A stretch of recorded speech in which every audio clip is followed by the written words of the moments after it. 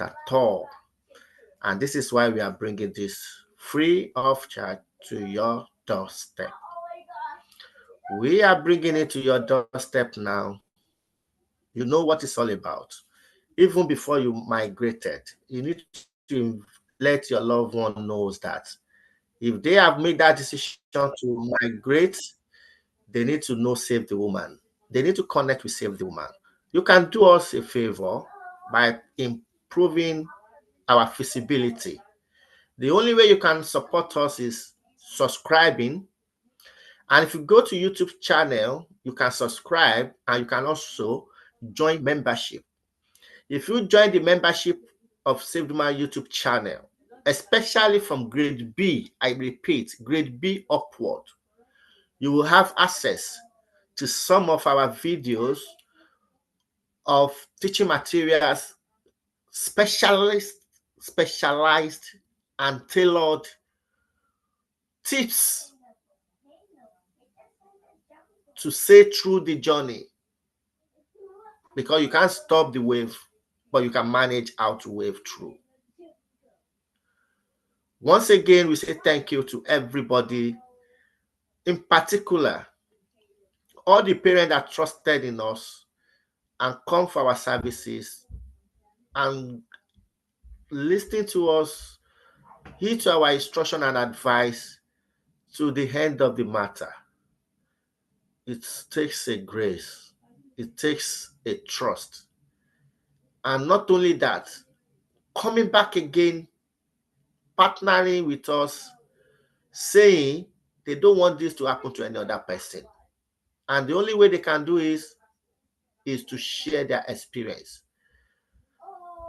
Telling the experience is like reopening the wound, but they don't want to be selfish. That is why they are doing this favor. And we have to say thank you to them. On this note, I welcome those of you on YouTube. We are live on Save the Woman YouTube now.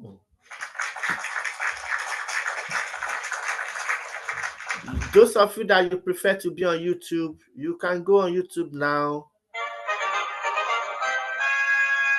But if you prefer to contribute, you can be on TikTok.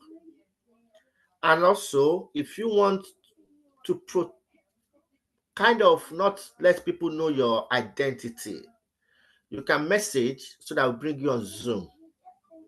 We have to make sure we protect that. And whenever you are sharing your experience or you want to talk about something, please ensure you remember what it means by confidentiality. GDPR. Don't mention the name of your children. Don't mention the name of the professionals, because it has come to our notice now.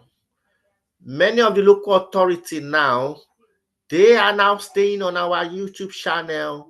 They are staying on our TikTok to listen, not to criticize our work, but just for them to have that raw knowledge, lived experience, to know what it takes, what parents are feeling, because so far, Save the Woman is still the only platform that connected with parents directly and also be on the side of giving that support, listening ear to parents. There are many organizations, but you can't compare with Save the Woman. We are proud of this, and that is why we were crowned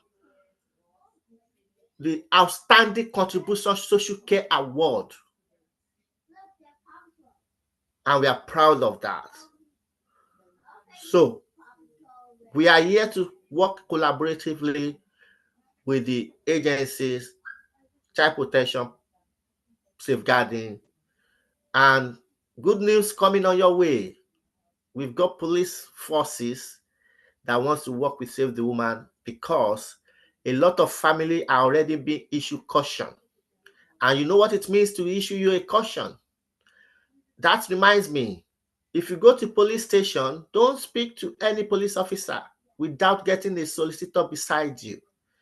And don't sign any document without the solicitor telling you that, oh, I can satisfy, I've read through this document, and I'm going to explain what it means to you, and the solicitor explained to you clearly and you understood it and you know you want to sign it. If you don't understand any document, don't sign it. Don't sign it, because if you sign a caution or conditional caution, that means you have admitted to the crime or to the allegations, and that will be on your DBS. If it happens, let them know. If it happens, fine, but you need to seek advice before you say anything. Seek advice, seek advice, seek advice. I say it again and I repeat it myself. Speak to solicitor or advocate before you sign any document.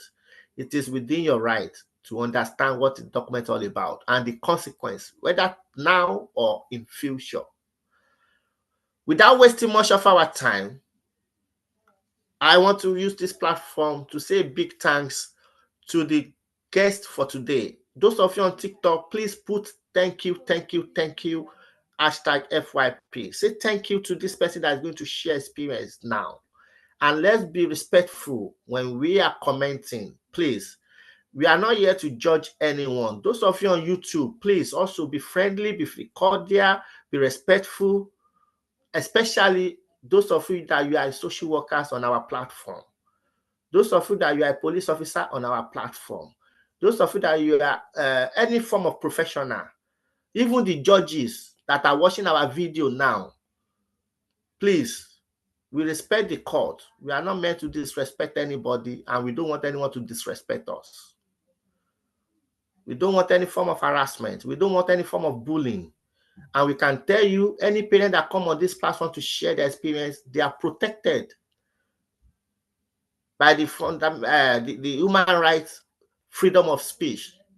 So nobody can query you or criticize you or misjudge you or bully you because you share your experience.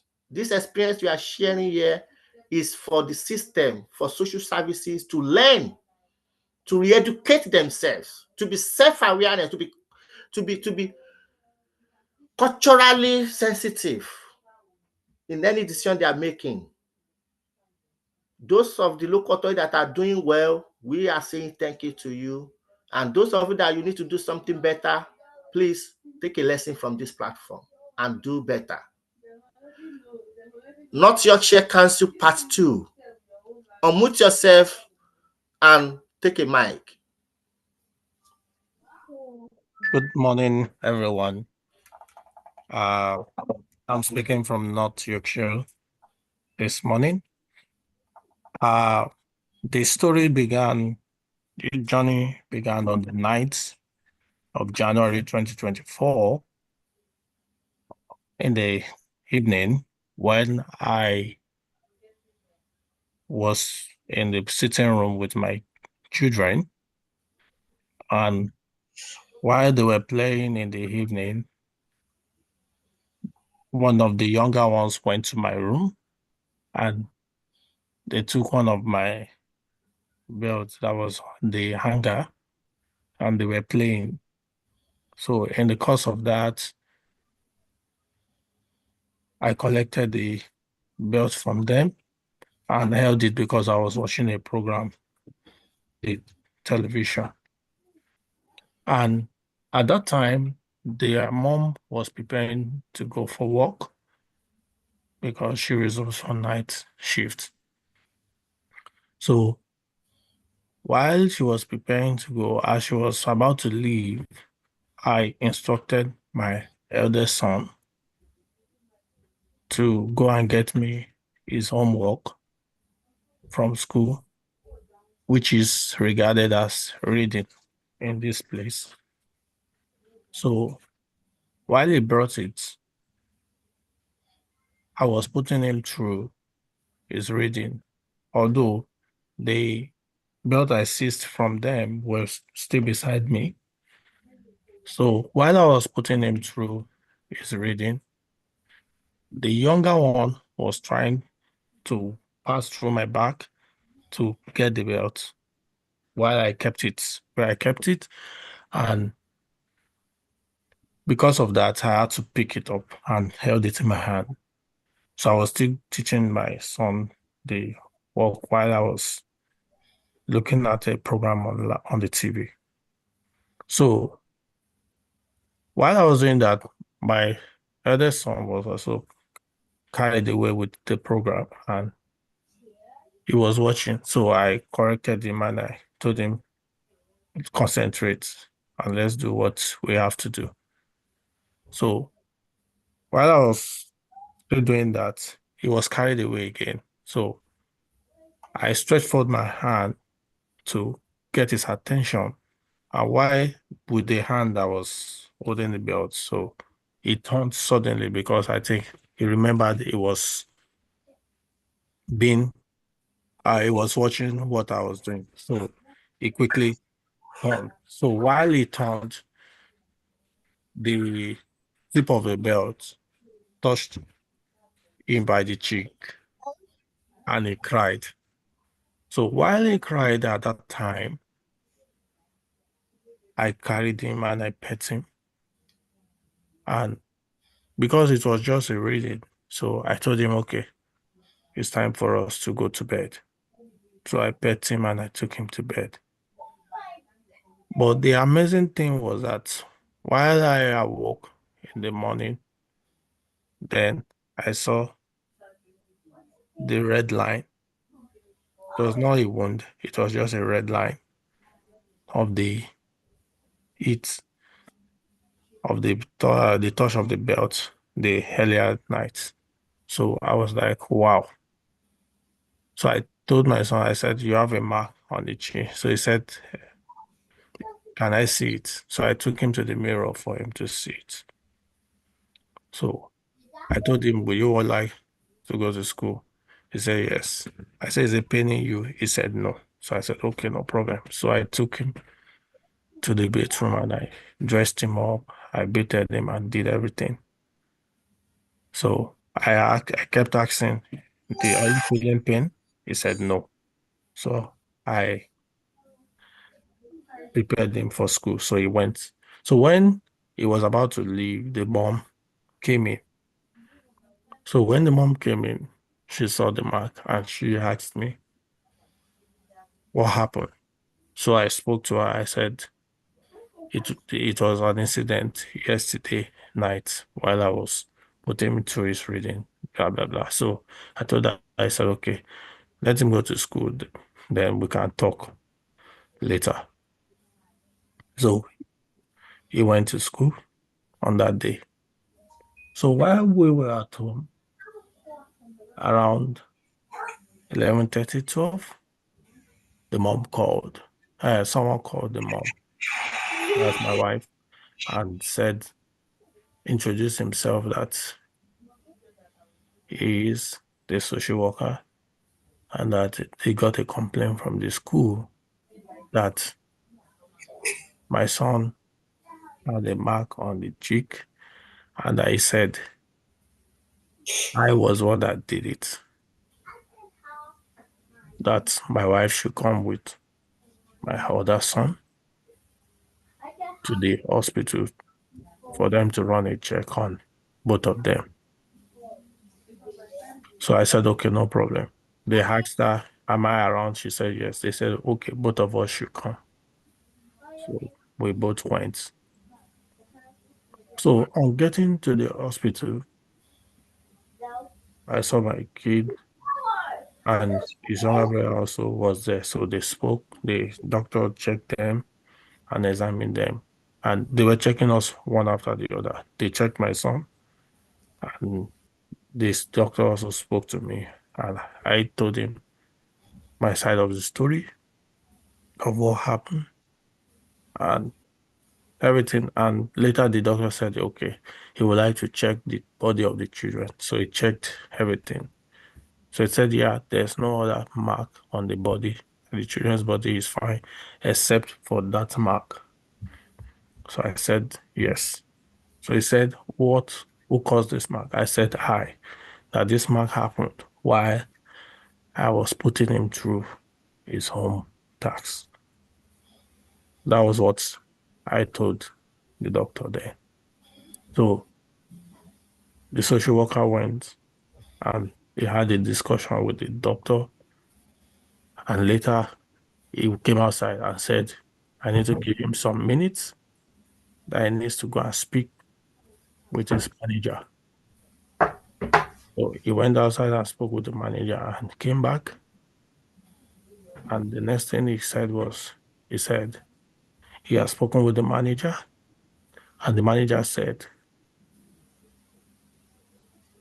I should not be allowed to sleep in the house on that day, that I should stay away from the house. I said, okay. So they asked me, do I have a place to stay? I said, well, I could get a friend's place, but not around here. It's going to be in Bradford.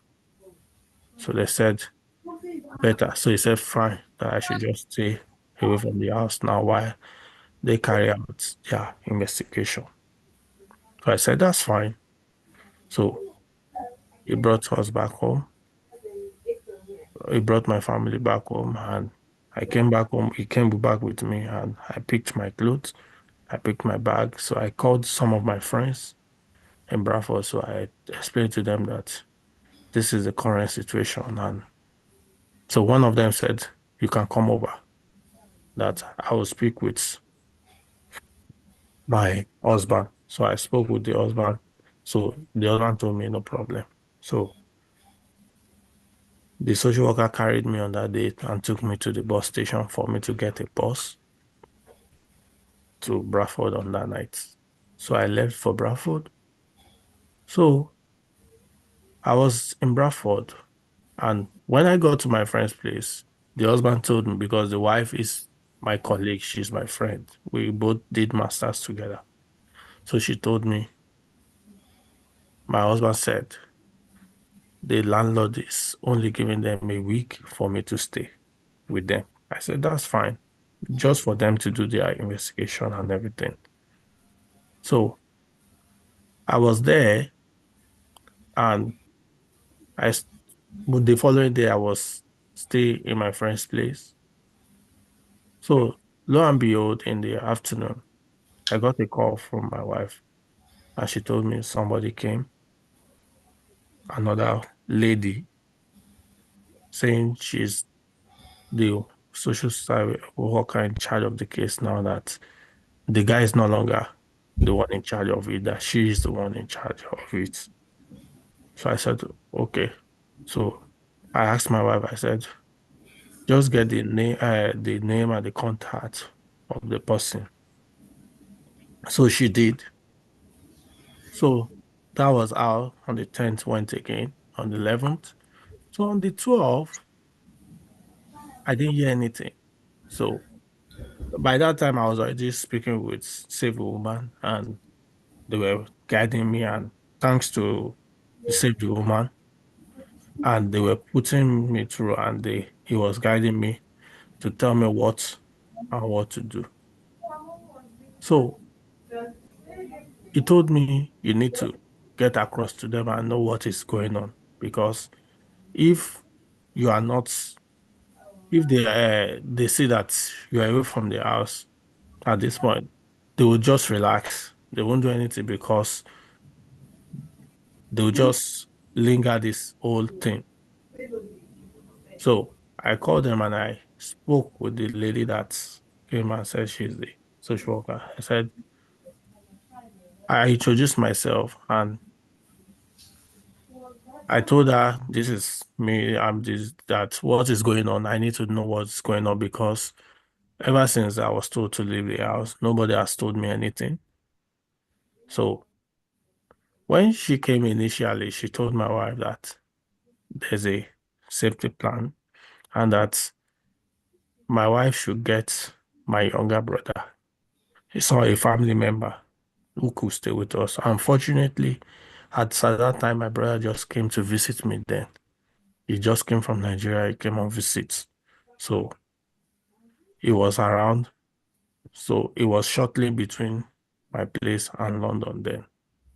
So we called him to come over to come and stay with my wife while I am away so that at least if my wife wants to go out, someone can be at home with my children. So I called her and we're talking, and there was a bit of a connection wherein ourselves were, and I think she wasn't getting what I was saying properly. So I asked her what is really going on because I need to know what is going on.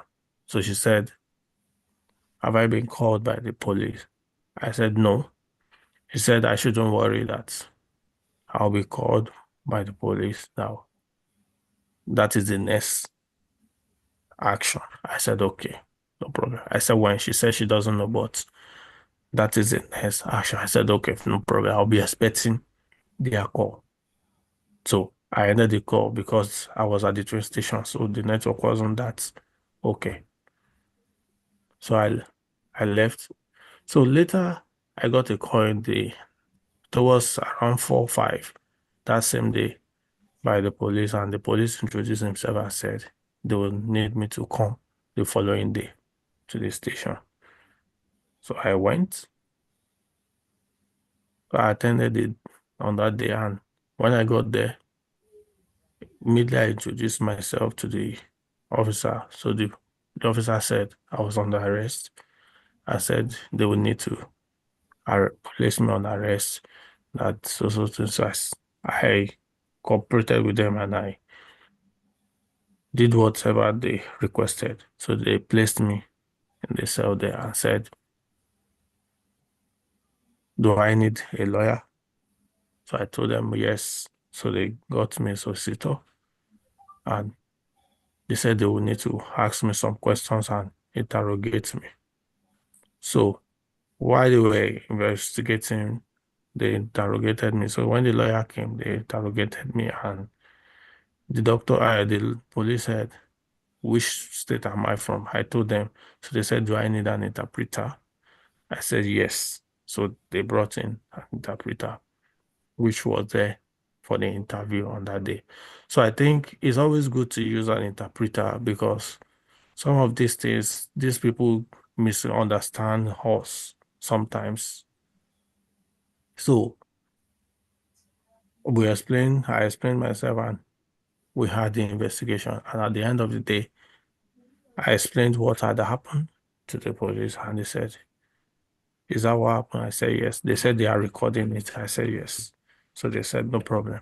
So they closed on that day. So, and they said, what will happen is that I have to be released on bail. So my solicitor uh, requested for my bail, and I was bailed on that day, on that night. After spending about close to 7 hours with them, so I was released. So while I was released, so the next day, which because the female social worker has been visiting the house with wife and children, so she came to the house in the afternoon and spoke with my son, my first son, and after she spoke with him, that one was crying that he's missing his daddy, blah blah blah. So she said that is fine. So she said, so he was crying that he wants to see his daddy, that they have told my daddy not to come home. This is so. She was telling him that your dad is fine. I said fine. So that day she left, only for her to return again that same day in the night, unexpectedly again. After she had come in the afternoon around to 4, she now came around 6:30 to 7. So when she came back, so my wife asked her, yes, any issue? She said yes, that actually she wanted to see my son again, that she's worried that while in school that my son made a disclosure that because I am not at home, that his mom is going to beat him. So my so my wife said, how will I touch my son because his father is not at home. That doesn't make sense. He said, yeah, that if he doesn't do his reading, that the mom said was going to beat him. So my wife immediately asked my son and called him and said, did I beat you? He said, no. Did I have you done your reading? He said, yes. He said, when we did your reading, did I touch you? He said, no. So where is this statement coming from? So she said that was what the teacher of my son said in the school. So my wife was like, why are they just framing up unnecessary things? What does that imply? So she said, okay, my wife would excuse her that she wants to speak with my son alone. So while she was doing that, my wife was in the room, but she was listening to their conversation. So she was asking my son and said, tell me, did your mom beat you? He said, no. He said, but you told me in school that he said, no, I didn't say that. So she said, okay, so, but that's what your auntie said. He said, I didn't tell her like that. So she now said, okay. So later she called my wife out and my wife asked that, can you hear what he just told you? That she didn't touch him and why would she do such a thing? When even if he had not done his reading, he had done it now, and this you can even see it yourself, and there's nothing of such. And no reasonable person, knowing fully well what is going on, will even do such a thing. So she told us like that, and she said, okay, that she just that was that since he has confirmed it now that that's fine. So everything went like that. So by the weekend, the children became poorly because I was not around. So they were missing me and they were crying and crying and crying. So on Sunday, the mother put a call through to me and told me that these children have been vomiting and feeling poorly because they didn't see you around. So I said that, okay, let me speak with them. So I spoke with them and told them I'll be back home soon, that they should calm down, that I traveled, I also be back. This. So I explained to them. So in the morning on Monday, she called me again and said, these children are not still feeling okay. I said, okay, please, can you just take them to the GP? Which she did. So I called my younger brother.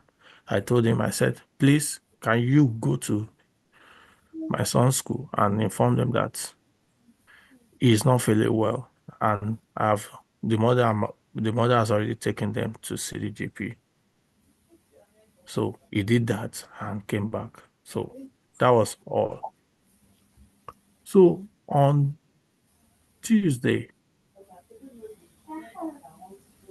I gave a call again and I called the social worker and I told them that I don't have where to stay again because even where my friend's place I was staying, I didn't want to cause a problem for my friend over there because the husband was always reminding the wife to let me know that I just have a week to stay with them. So I said, fine. So, and the wife wasn't feeling too well with the way the husband was saying so, but I didn't want to cause more division. So I had to call them. So I informed them on Tuesday. So I called the social worker and said, where I am staying, I was just given a week and I don't have anywhere to stay. Is there anything that can be done regarding this? So she told me, okay, she will need to speak with her manager and blah, blah, blah, and everything. That was on the Tuesday, which was 16th. So later that day, she called back and said she has discussed with her manager and My manager said I should come on the 17th, which was 17th of January, that we'll have a meeting. Then they can now see how they can sort my accommodation and other things. So I said, okay. So on the Wednesday, I had prepared myself. So they gave me time by 1 o'clock to come to their office. So they said I should come with my wife. So I said, okay, fine. So I called my wife and told her that I've been asked to come by 1 o'clock. Please try and avail yourself. Let us meet at so place because I have not to come home. They've not asked me to come home. So let's meet at the bus station. So from the bus station, we can go to their office while my children are in school. So that was what we did. So 30 minutes to one, while we were at the bus station preparing to get a bus to their office. So my wife got a call from them and from the local authority, and they said we shouldn't bother coming again. I said, what is happening? They said something just came up and that we shouldn't bother coming. So I said, well, what about my accommodation? They said I shouldn't worry that they will sort out the accommodation. So they said I should go to a place. They said arrogant, homeless. That when I get there, I was going to get a support that they could give me an accommodation for me to sleep. I went there. So speaking with those people, so they told me that I am not supposed to come here because I'm not entitled to public fund and I should leave. So I called them. I told them I've been told I can't stay. I'm not entitled to public fund, so I'm not supposed to even go to the homeless home to get an accommodation. So they told them and they said no, blah blah blah. So there was a back and forth between them. So they were talking and before you knew it, so later the super overall boss, one of the council staff, who happens to be, I think he's a Zimbabwe or he's an African. So he saw me. So he asked, what's going on there? So I explained to him. So he said, don't I have a house? I said, I have a house. I said, but this is the situation that I was told to stay away from the house. So he said, okay, he understands now. Now I said, okay, this is what he would do for me. That there's a temporary place that because of the cold, because that was the season of cold when everywhere was freezing and snow was falling. So he said they prepared a place for just few days for people to stay. That they call it sweep. That I'll go there by 7 in the night. The place is open by 7 in the night, and I must leave there before 9 a.m. in the morning every day. That he can only allow me to stay there for that Wednesday to Friday. That by Saturday morning they will come and drive out everybody in that building. That because by Saturday they expect that the wind and the cold will have reduced a bit because it's the northern part. So I said, okay. So he said, but I'll still need to go to their council to see his colleague. That the colleague on duty over there that I had spoken with him, that I should go and meet him. So I went another day. They also told me the same thing that I was not entitled to that, but they are just giving me that place just to assist for because of the code that I should make sure that by Friday I am no longer there. So I said, okay. So I called the local authority, the social service. I said, okay, I've been given a place to stay, but they said I must leave there by Friday. That anything other than Friday night, by Saturday morning, they will come to drive out everybody there. So they said they've heard. So that was it. That was all this was happening around 1:30. So I told my wife, I said, you go home. and prepare because by 3:30 or 3, you will need to go and pick up the children. I said, although my younger brother is at home, but I said she needs to go and pick the children that she can go home, that I will stay at the train station and stay till 7 o'clock when the place will be open. So that was where I was. I was at the train station just sitting down in a corner. So when it was 3, my wife went to the school only for her to pick up the children, and she was told she could not pick up the children. She was like, what's happening?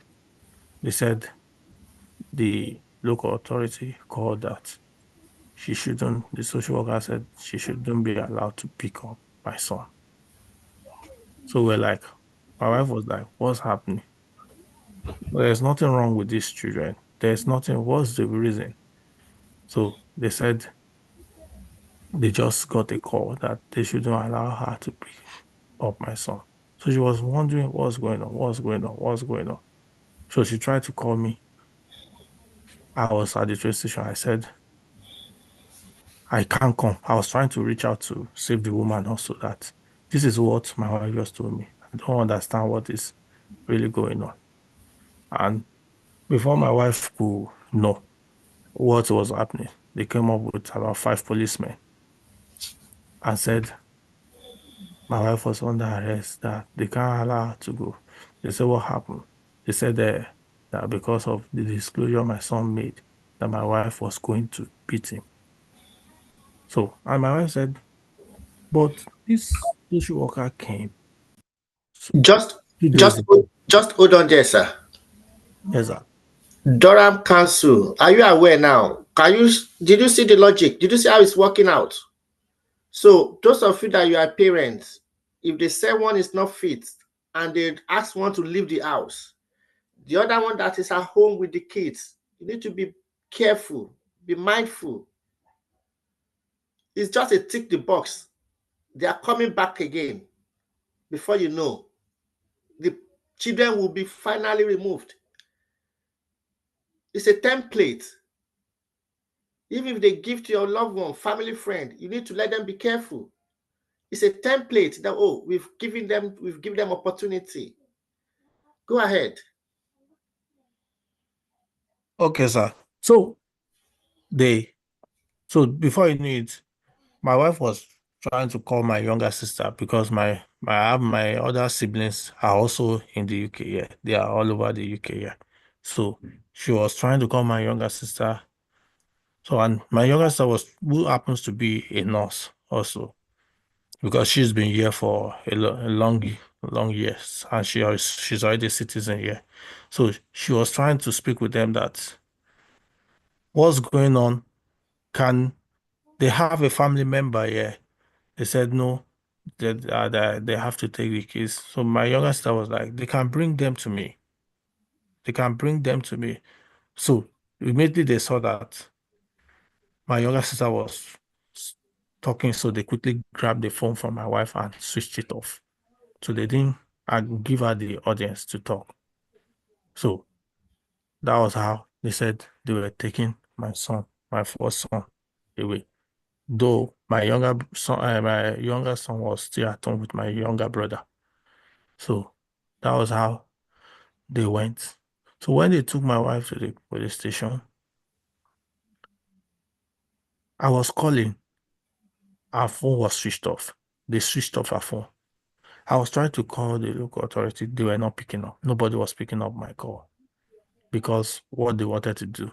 So when my wife was with them, she began asking them, what is our crime?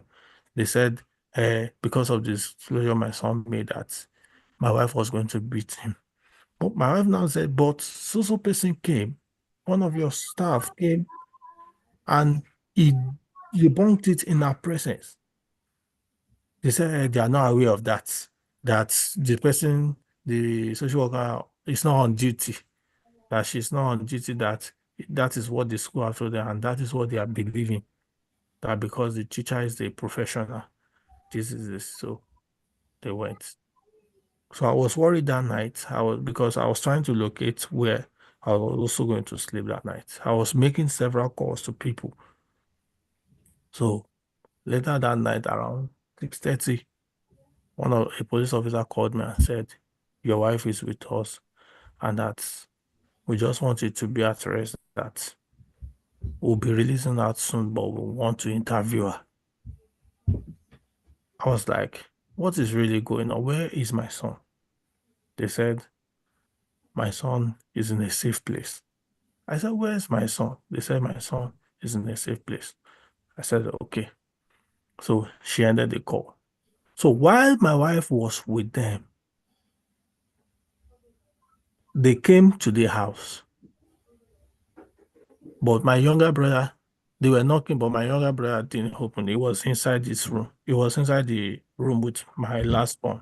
He was inside the room with him. So both of them were busy in the other room. So when they could not get access, so they came back to the police station and forced my wife to sign and forcefully collected the key of the house from her. So when they collected the key from her, they now asked her to sign that she gave them the key. So they came to the house, opened the door, and they met my younger brother with my last son in the house. And they said, so then they took my younger son and said, they are also coming, that they came to take my other son that is also at risk. So it was when we got to my wife was now being interviewed. They now said, my son made the disclosure that my wife and my younger brother was also beating him while I was not at home. I said, how is that one possible? So even my younger brother was now like, what is happening? Which type of roping are these people trying to rope him down? How will he touch my children? How will he be there? That their mom did not be there while he's here. There's nothing of such. So why would they be bringing up such kind of lies?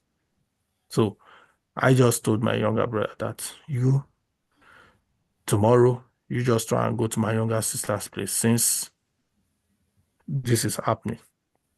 So the following morning, I called to know what was happening. So the female social worker that was on duty now said,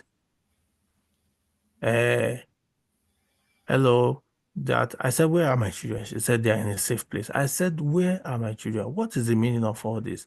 She said, uh, they are doing all of this in the best interest of the children because the children are not safe at home again. I said, in what way? He said, that my son said, I said, did he say my wife beat him? He said, but he said my wife said she will beat him. I said, but all of this, where is all of this coming? My son said he debunked it and you were also there in your presence. He said, actually, she was not on duty the day they came, that she cannot say much about that. So I said, okay, so what's happening now? She said, what happened is that I can now go back home. That since the children are no longer at home, that I can go back home now. I was like, so is this the game these people were playing? So this was how the whole thing started. So I told them, I said, my younger son that they came to take at home, his birthday was in 2 days' time. So I called them. I said, this boy's birthday is in 2 days' time. I need to know where he is, and we need to celebrate his birthday with him. They told me, okay, that they'll get back to us, blah, blah, blah. So on the 19th, which was his birthday, which wanted to go and see, we called them. They said they will get back to us. We said, where are we going to meet? Well, because we need to see the children. They said, where they are now, it's not safe for us to come and see them. That when it is time, when they get a place where we can come and see them, they will let us know, blah, blah, blah. That was how. So we kept calling, and later they now called back. So around 11, one of their managers now called. She now said that there's a new development. We said, what was the new development? They said, my youngest son, that they noticed that he wasn't seeing properly. I said, what? Within 2 days that you people came to take. So what happened? What have you people done to my son that you are saying he can't see properly? My wife first started crying. She was just helpless that, have they damaged this boy's eye? I said, what is happening? They said, they can see some particles coming out from his eye. I said, what is the meaning of all this? Within 2 days. And moreover, I told you people initially that these children were poorly before. Before it was when they were feeling fine again that we asked him to go back to school. So that was how that day we couldn't see them on their birthday. They now said on the Monday, which was the following week, that they will arrange for a place for us to see him and we could now celebrate the birthday after his birthday has passed. And that we should meet at the hospital, that they wanted to take him for a test to know what's wrong with the eye and everything. So we met on Monday, we prepared to go to the hospital. On getting to the hospital, my son was tattered. They didn't beat him, mucus all over his face, all over his body, all his eye. We could see different deaths on his face, everything. So when he first saw us, he started struggling with them. He was crying. So we had to carry him and pet him for him to see the doctor and everything. And they did some tests and said, okay, the result will be out after some time and everything. And we had to now feed him for him to eat. Then after we fed them, they now ate. Then they took us to a place for us to meet with them, like a children's center. So on getting to the children's center, they now brought out some forms that we should fill. So I told them, I said, what form is this? They said it's a health form. I said I can't sign anything here because I need to speak with my solicitor before I can sign anything. They said, no, there's no problem. It's just for us to give consent for them to do any health check on them. I said, what health check do you want to do on my children? You need to let me know any test you want to do on these children because it's not safe. If you could tell me that within 2 days, you people said something will happen to my son's eye, I don't know what might have happened to him. So I spoke with my solicitor. I called and I told her this is the form. So she asked me, okay, what is the heading of the letter? So I read it.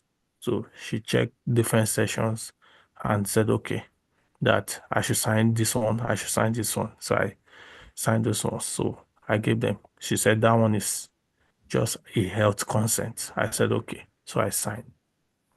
So they told us that we'll have 1 hour to play with them. That after that, then they will now arrange of formally where we can be seeing them. So I said, where are my children? Where are they keeping them? They said they can't disclose for now. That but later we'll get to know the area that they are not within, that they are far in text. So I said, text?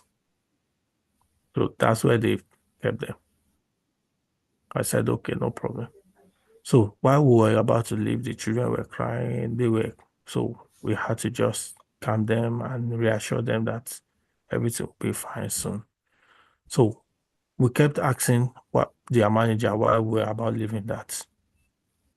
Why are our children being taken from us when we have family members? That your social worker that came to the house to see my wife asked for our family members, and my wife gave her their names and their phone numbers. Why is it now that after she had given you all of this list, you now came and still took these children? They said that the manager, according to the manager, she said she's not aware that our staff, our social worker has our family members' contact. That okay, I should send it. So I said, okay, I was going to send it to her. So while I was doing that, the social worker called and said that they are now taking the whole matter to court. That we'll be meeting in court. Well, that was in now February. So the 22nd, the following day where we were supposed to see the children, so they called us and said that the children were not feeling too well. That can we prepare our African food and bring for them? That because the food they are giving them, they are not eating it. So I had to now speak with my wife and she now prepared her African food. So they said they will send their staff to come and pick it so that they will put it in the fridge and also be giving them small, small. So my wife prepared the food, swallow, and some jollof rice and everything, and gave to them to take for the children so that they could eat because they said they were not eating what they gave them. So they were there. So before we knew it, we got to court, and at the court, they said they were requesting for interim care order. So at the court, the lawyer said, so the judge said she won't grant them that based on the basis that there was no law on ground that in the first place they were not supposed to have taken our children without our permission. That did we sign any section 20? So they said no. They said, did they give us? They said no. They said, so you didn't give them section 20 to sign, and yet you are requesting for an interim care order. If you have given them and they have rejected, that is when you can now request for an interim care order. But at this point, you have not even given them, and they have not even said they are not signing the section 20. So the judge now said she's refusing the interim care order, that they should go and prepare the section 20 for us to sign. And after we sign, if we don't sign, then they can come back and request for the section 20. So all through the process, then so we're on section 20 and they began to do all manner of things. So at some point, my lawyer told them, we have family members here. My parents, my mom often come here. They said that they will have to do an assessment on all of them to be sure if they could stay with them. So with the journey began. So at some point, I said, okay, fine. During this time, can my mom stay with the children while I look for somewhere to stay? Or me and my wife look for somewhere and my children to stay? They said no. That at first they said, okay, that they will have to assess my mom first before they can know if she can stay with the children. So I said, okay, no problem. So they started the assessment. And before you know it, they said that my mom was not qualified. So I began to ask, how come? They said my mom has a 6 months visa. I said, my mom does not have a 6 months visa. She has a 2 years visa and she comes and go. They said that is one, and they are not sure if she goes back to Nigeria that she will be granted visa to come back again. I said, but she's just got a 2 years again. She has always been visiting for the past 7 to 9 years now. She has always visited UK like that. So they said she's not qualified. So after we crossed that bridge, they said, okay, for her to be able to stay with my children in the house, I need to get a letter from my landlord or my agent. So I went to my agent. Those ones said, okay, no problem. My mom can stay with the children. So they insisted that they want a letter. So when they insisted, I think they got the information of my agents. So they went to speak with those ones underneath. So When I went back to those ones said they are no longer allowing that they cannot allow my mom to stay in my house. I said, I'm still the person in charge of the house, but I will pay the bills. Let my mom just be with the children at home. They said they are not releasing any letter again. So, okay, what do we do next? I brought out my family networks, my friends that they could stay with. They said they were going to assess them. They did assessment for my younger sister. My younger sister was positive. Okay, what's going to happen? I released my children to my younger sister. They said they began to use all manner of techniques for my younger sister and began to call her that. They were using all manner of threatening that she should sign that because if she sign that if they should give the children to her, they are not just giving the children to her for them to stay with her pending the case, that she will have to adopt the children. So that was said, these are my elder brother's children. There's no problem. My elder brother's children are my children. So when they saw that she was not scared, they said, okay. Uh, uh, so they began to play games again. So my younger sister said, you are ready for, you have passed the test, your assessment was positive. They said, okay, what happened is that they need to come and see my sister's house, that she needs to rent a bigger place. My sister said, where she stays, she's already on the council list. You can also confirm from the council that she has already requested for a bigger apartment. They said no, that they can't do that until. So my sister said, okay, if that is the case, let us know. If you are releasing children to us, we can get another apartment while we are still waiting for the council. We will get another apartment where the children will stay. So when they saw that all of that wasn't working in their favor again, so they relaxed. So after a time, they came up again. They said, my younger sister have to complete a fostering training. There are some foster committee, their council committee for fostering. We have to assess my younger sister to know if she can, they have know how to foster. So they did all of that, and my sister also passed with her husband. They were qualified because they had all the facility, they did all the DBS checks and did all checks for them, and yet nothing. So fast forward to July, we went all this time we're going. You could imagine my children taking every day to a far distance. 1 hour, they were being driven 2 hours every day,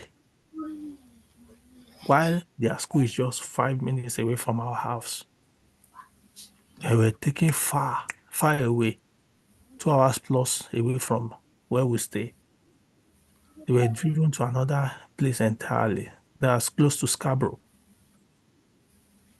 They were driven far away, and they were always bringing them every day. So it's for them to be in school by 8. That means these children were always being woken up by 6 to drive them to be in school by 8. And their school is just 5 minutes from our own house. So you could imagine the distance and the stress the children were going through. So we had a meeting with the IRO at that time, and she requested that the distance where the children are coming was not too good, because I was not even considering myself for us to always have family time with them. We'll leave the house by 1 o'clock to see the children for 4 o'clock. You could imagine that stress going and coming. Because of the new job I just got, because they stopped me from working, reported me to the police, they reported me to TBS, and did all manner of things for me to stop working then. So after all the investigation, May police closed the case and said they were not taking any further action, but they insisted they were not. ready to release the children, even though my younger sister had passed the test, their parental assessment and everything. So they said they are no longer interested in releasing the children to my younger sister, that if they want to do, they were just buying time, that they were now interested in doing a parental assessment for us, that if we pass, then they'll be releasing the children to us and not my younger sister again. So we said, okay, let us begin the parental assessment. So we began the parental assessment, and only for us to do the last one before we were going for the court, they called the social worker and told her that she was too fast, that she should slow down the process. That was when we knew that they were playing a lot of game, and they delayed the whole thing. So when we went to court, they were telling the court that they haven't completed their assessment, that there was still one more class pending. So, but the judge in our own wisdom tried to ask that, okay, for the ones you've done so far, what is the outcome? So she said it was positive. So she said, so is it one that will make it not to be positive? So she was speechless. So they were looking at each other. So I knew it was part of the delay process. So when we now had the meeting with the IRO, so she said the distance was too much, one, and that she will advise that they get a closer place to put the children. So they said since they are already thinking of returning the children home, that putting them in another place won't be better. That what they would do is that they will look for somewhere closer within our vicinity to always bring them for us to see them while they take them on the long distance in the night. So that was going on for a while. And before you knew it, they said they needed, before they could allow the children to be back home, they needed 6 months supervision order. So we started that. And in the process of that, we're seeing the children twice in our vicinity, then once far off. And before you know, the area now spoke and said she accepts the 6 months supervision order that they are requesting for them to return the children home, but she sees no reason. That was the way she put it in her report, that she sees no reason why they are delaying the return of the children back home. That since we have passed the whole thing, but they kept on, that was in July, but they kept on delaying. So the next thing they did after the court was that they said they have to assess my father again. So they did an assessment of my father. That time, my daddy also came to the UK and he passed the test also. So they now said what they need to do now is that they won't be supervising us again, that it is my daddy that will be supervising again. So we said, okay, if you want my daddy to be supervising, why don't you return the children home? Why my dad father stays with us and he's supervising?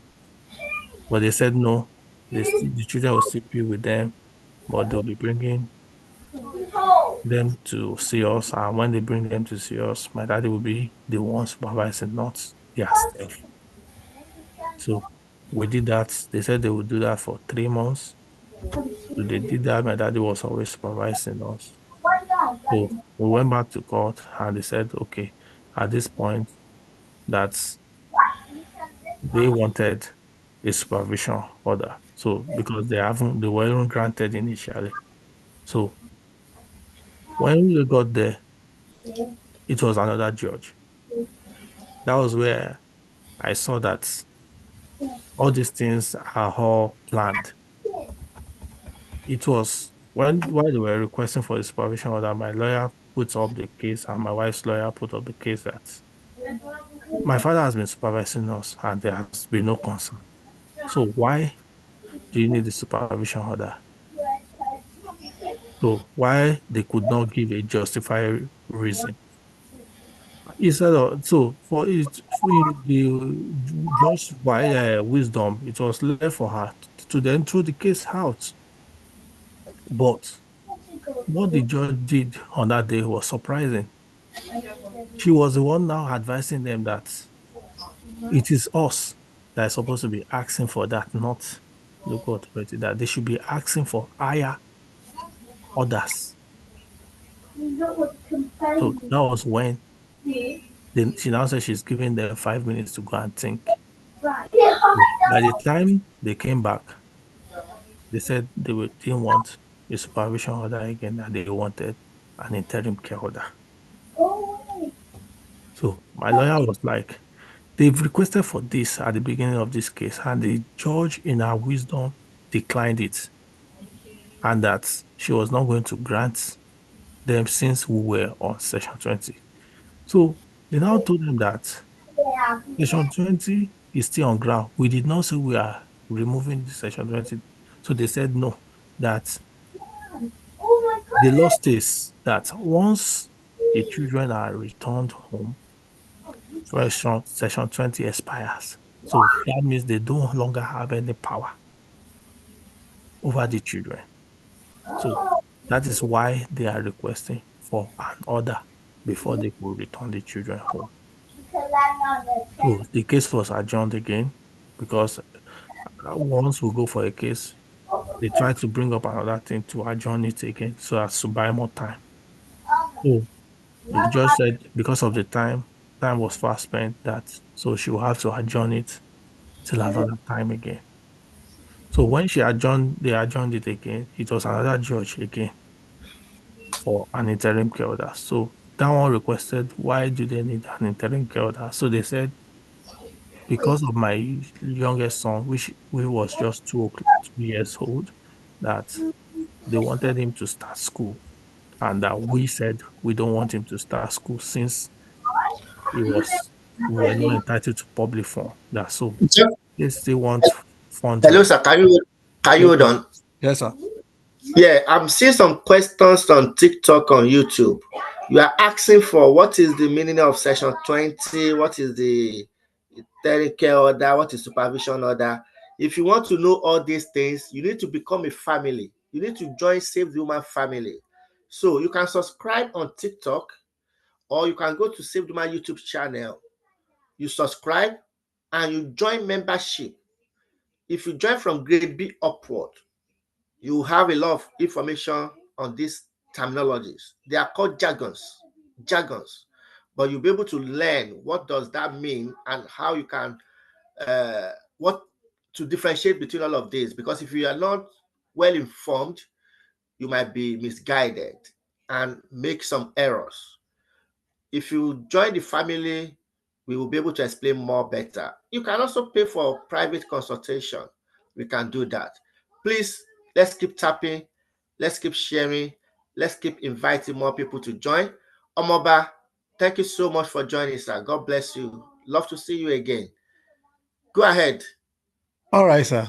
So at this point, so it was a new judge again, and it was still part of them. And she was looking at it, and she saw the way my lawyer was speaking, and my lawyer was speaking in that position that because the judge on that was presiding on that day, which they requested for the interim care order, was a junior judge to the judge in charge of the case. So my lawyer they were quoting some sessions to each other that she doesn't have the power to grant an interim care order because there is a judge who is already in charge of this case, who is higher, and that she cannot grant that order. So they began to put and drag the case and discuss and discuss. And at the end of the day, she said everybody will have to come up with another statement. So they adjourned the case again till another time. So when they adjourned the case again, so my lawyer came up with it.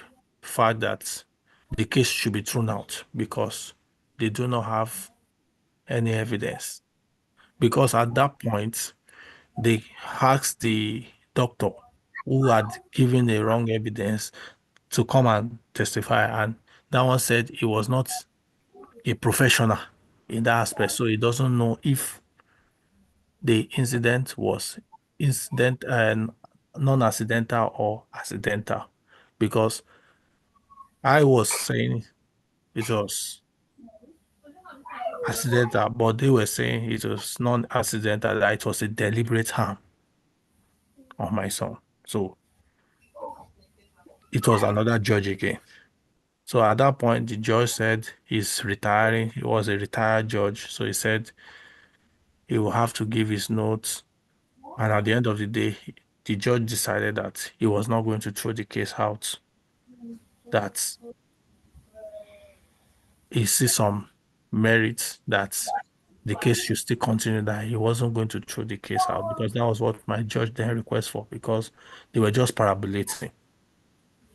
So after that, they adjourned the case again. So when they adjourned the case again, it was another judge again. So it was more like they were just picking days when they will use different judges who are new to the cases, just to be able to get what they want. So at that point, they brought up another judge.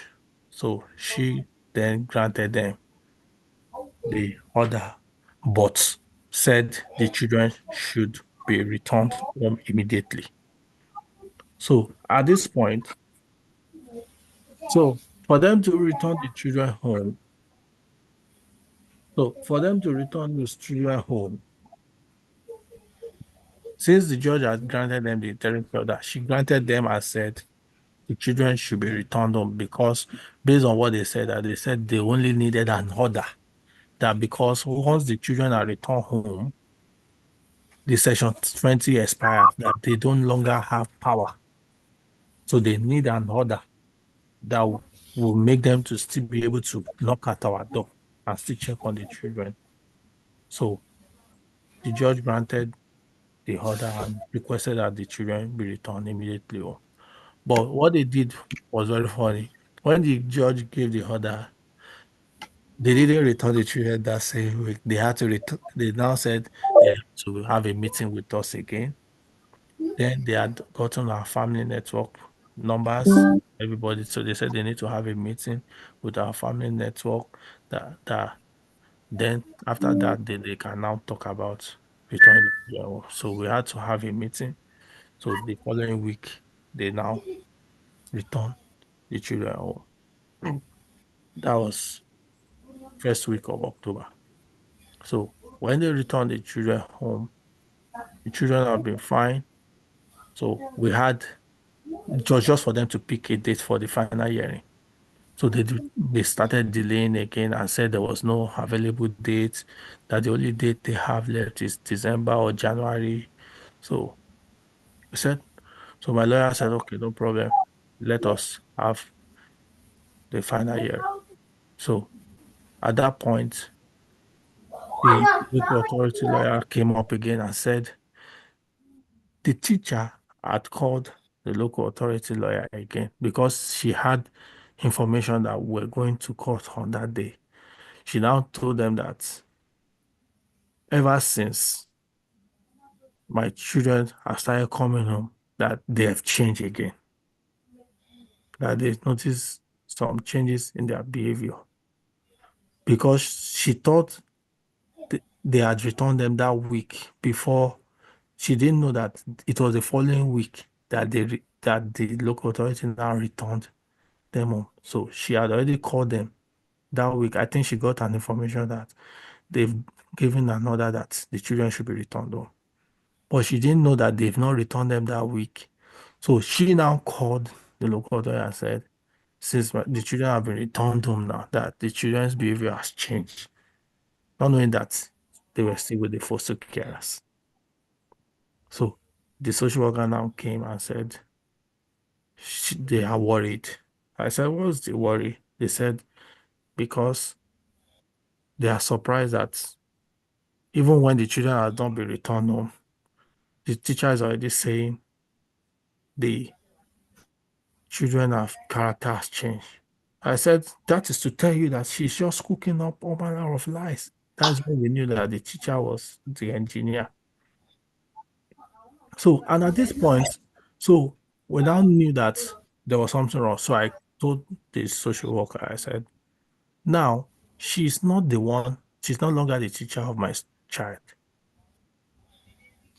And a male teacher is now the teacher of my child, but she keep prognosing. So while my son goes to school, she'll still go to meet him in his class, even though she's not the class teacher again.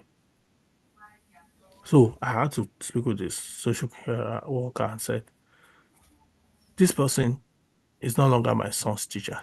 Why is she still going to ask him questions and still meeting?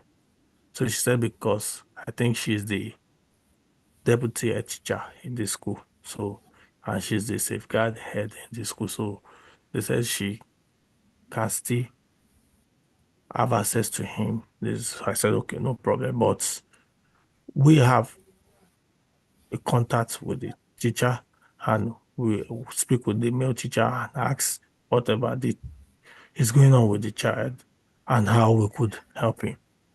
So finally, the final hearing was picked and it was decided that it was going to be a 4-day hearing for the final hearing. So the final hearing started in December. It was for 4 days. Later, it was reduced to 3 days when there was no witness. One of the witness, the social worker that started the case. Oh, on this case, we had one, two, three. We have 4 social workers because once one they've used one to cause a problem, they will quickly change. So the the 4 days was reduced to 3 days, and they said the first social worker that my son confirmed to that it wasn't that my wife didn't beat him, so they didn't make her available. They said she wasn't feeling fine, so she will not be able to come and witness that unless they could adjourn the case to January ending. That is when she'll be able to come and testify that she's sick. So you just said we start the hearing. So we started the hearing and it started. And on the third day, when the whole thing was supposed to end, for us to, for the judge to give a judgment, so she said they could not give a judgment again. And for every time they were meeting, they were changing the threshold of the of the of the question. Every question for the threshold, they were changing it. When they see that one is not, maybe one of their question is defeated, they would change, they would remove that one and put another question. So that was what they were doing to the final hearing. So at the final hearing, so they said that the teachers said it was my younger brother. So there was a particular date they were asking for,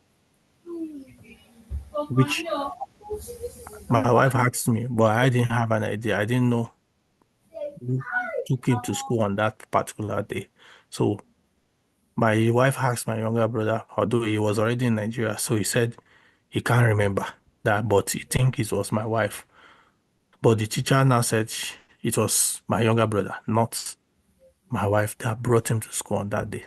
But my wife said she was the one. So they were now saying they will go and do their own investigation, that if they discover that it was not my wife that brought him, then they will be more concerned and they might want to ask for more time again. So the judge said she will not be able to give them more time, that these children are already at home. And ever since they have not been, ever since September that they've been asked to be returned home, there have not been any concern or such or this. So they said, okay, what they need now is that they wanted a supervision order for 6 months.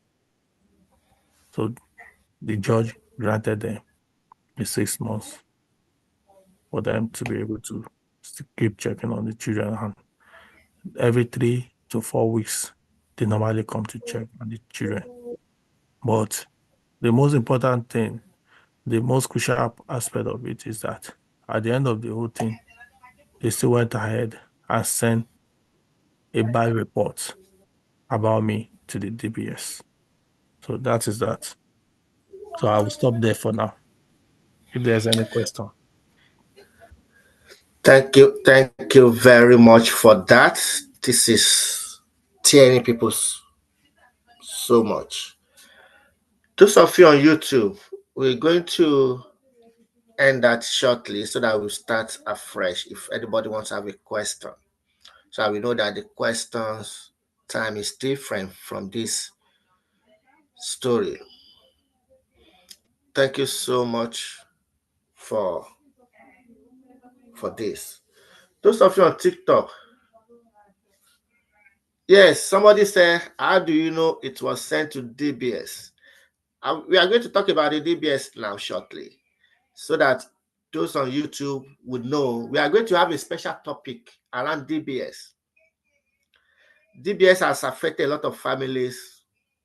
They are banning them from working with children, not only in England, Wales, Northern Ireland, they are extending it to Scotland. So if they ban you in the UK, if they ban you in the UK from working with children or adults, you're already banned in Scotland.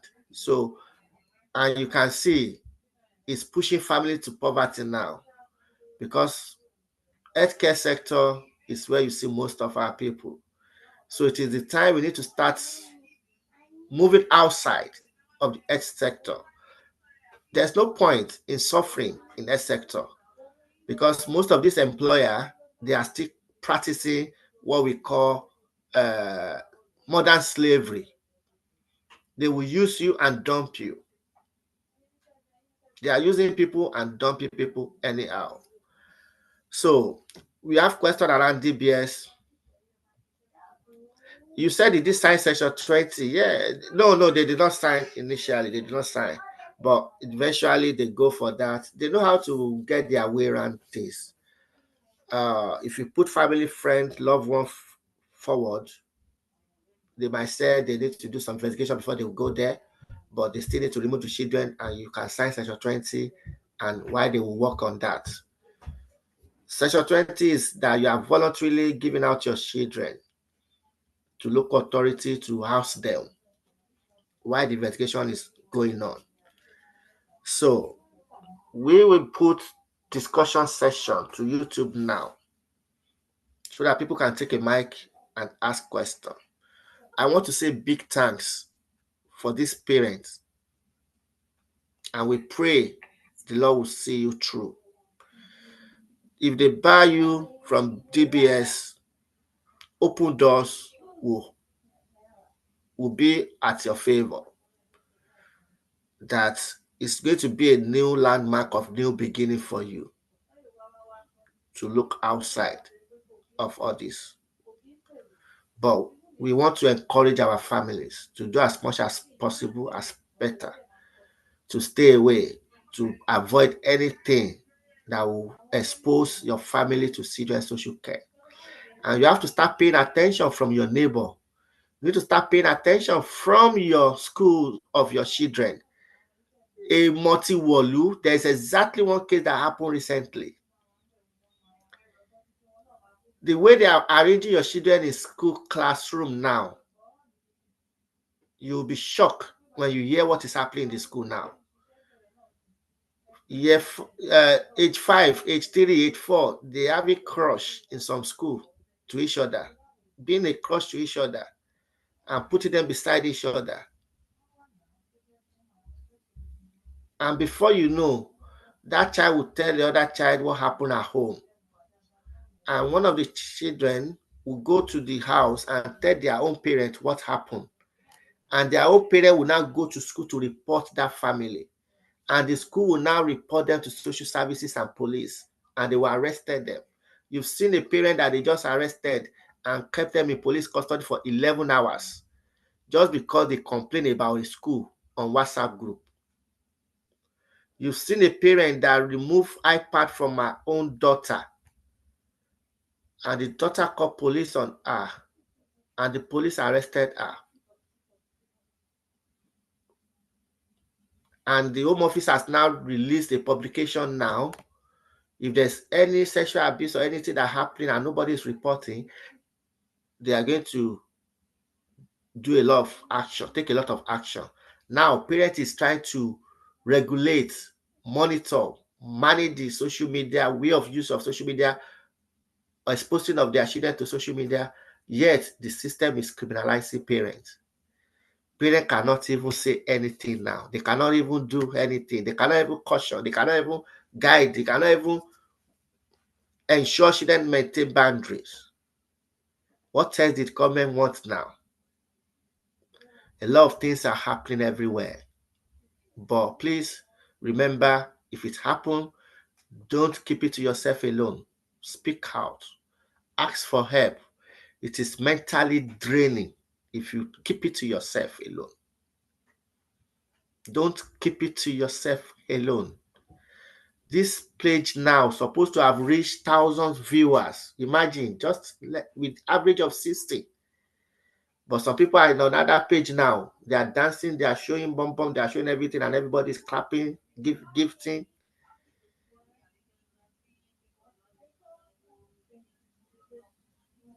We can't continue doing this thing free. If people don't value it, then they pay for it. If they take lesson from it, they take experience from it, fine. If they don't, we don't have anything to lose, because we are giving out our time now. But yet, imagine how many people are here now. How many people have subscribed today? How many people have subscribed on our YouTube channel? How many people have followed us today? How many people have connected with us today? If we finish this live now, the follower might not even be up to 100. And we're supposed to gain more followers every time we are putting this knowledge out there. Go to the YouTube channel. How many subscribers are there? So if anybody tells you that we are going to be asking you to pay for the services and you think it's not worth it, then stay away. Keep to yourself. If you want to join community, you can subscribe. Most especially if you subscribe on the YouTube channel and join the membership, we will be notified that you are part of the community. And you even have access to some of our materials, teaching materials on YouTube, if you join from grade B upward. And if you want to be community member, you want to be receiving our messages on WhatsApp, our broadcast message on WhatsApp, send a direct message and we'll follow up with you. You can as well email us. We put email here now. Email us that you would like to know more. And not only that, if you want to share your experience, please, you are highly welcome. And if you want us to talk about your local authority, let us know. And if you want to watch some of our video and find out whether we have even done case study around your local authority, go to Save the Human YouTube channel. We've got different case study, different area, different region, different town. We will continue to expose the situation of what we are seeing in the UK Children's Social Services. The intention of establishing this department is to support family, to promote welfare and well-being of children, to support, to make sure children are thrive in their birth home, not in the fostering home. In fact, we are going to release one publication shortly. It is alarming to note that foster parents and social worker are colliding with each other to report a parent, and which led to police forcefully remove those children from the care of their mother. This is a clearly conflict of interest. Yes, sir. Foster parent reported a parent, and the social worker used their own power to inform the police, and they removed those children and give to the same foster parent. Guess what? Within weeks, that same foster parent have now come back to local authority that they don't want to care for those children again. because their son of 11-year-old telling them that he is the boss, when our own child is head child there, and that one is claiming she is the boss. Now, the child have threatened that he is going to go to his own father if they do not push away our children from the care of their own mother. And the mother, the foster parent, chose her own son. And local authorities are looking for where to dump our children now. And these are the children that are getting paid for. But when it comes to choosing, the foster parent care about own son. And this is why it is becoming genocide. They are attacking our African community. They are attacking them. If the foster parent values our own son, for him not to leave the house and let our own children go, imagine. She's even having a choice. She wants to keep the cool boy in our own family and push away the one the son doesn't want in the home. She still wants to be getting out of cash out of that. She doesn't care if our own child will be pushed to residential home where they are being abused. They need to return our children back. We are going to give them ultimatum. We're just waiting for one thing or the other. After that thing sorted, we will call for 48 hours ultimatum for them to return our children back to where they belong to. We will do demonstration. Yes, we will go back to our normal way of demonstration. We are going to give them 48 hours ultimatum. We're just waiting for one thing or the other. Imagine, foster parents now value our own son. So sad, so sad, so sad, so sad, so sad, so sad. So I will go back on YouTube Live now for us to ask the question about DBS. So you have a case like that. It's so alarming. These people are cashing out. They are cruising with our children. They are cashing